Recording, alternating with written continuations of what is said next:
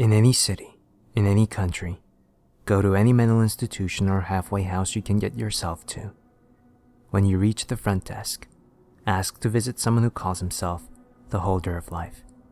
The worker will try to suppress a groan and you'll have to ask again. He'll then lead you to an operating room that looks just like any other you might or might not have seen in your life. The worker will give you a scalpel and then leave you alone in the room, locking the door behind him. You'll have to wait.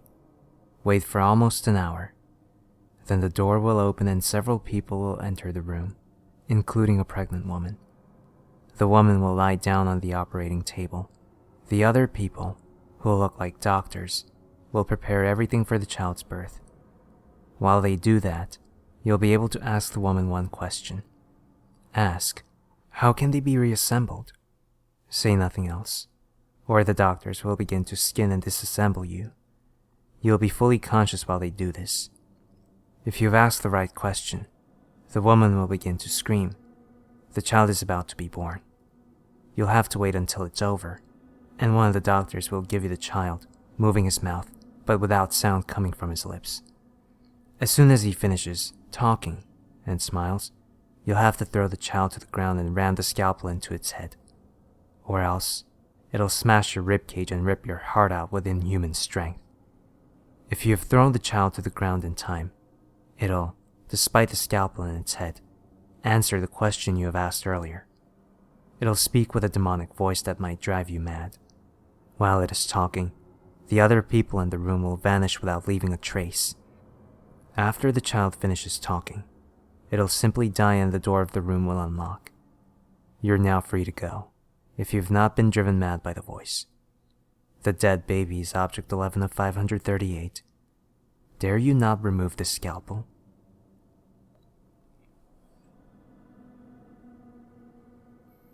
In any city, in any country, go to any abandoned amusement park you can enter. Find the largest roller coaster in the park, no matter its condition. Take a seat on the far left side of the first cart, then close your eyes and whisper, "I wish to see the holder of catastrophe." You'll feel the coaster start to move, yet you cannot open your eyes, or you'll find yourself moving through an endless void which you'll never escape.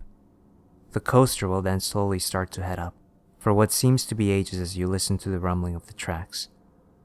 You'll then hear voices whisper at you and ask you to save them, yet you must not respond to them, or they'll take you away to the same void to which they belong.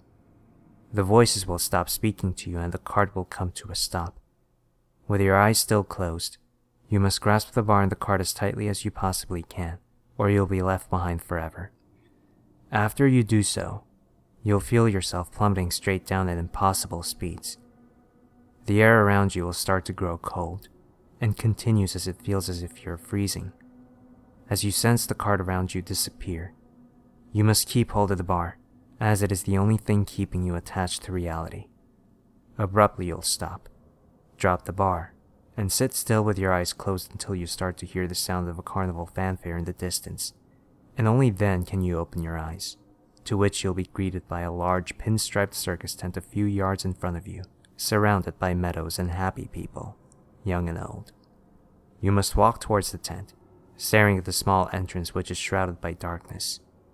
As you continue walking, the scenery around you will start morphing. Slowly the meadow dies.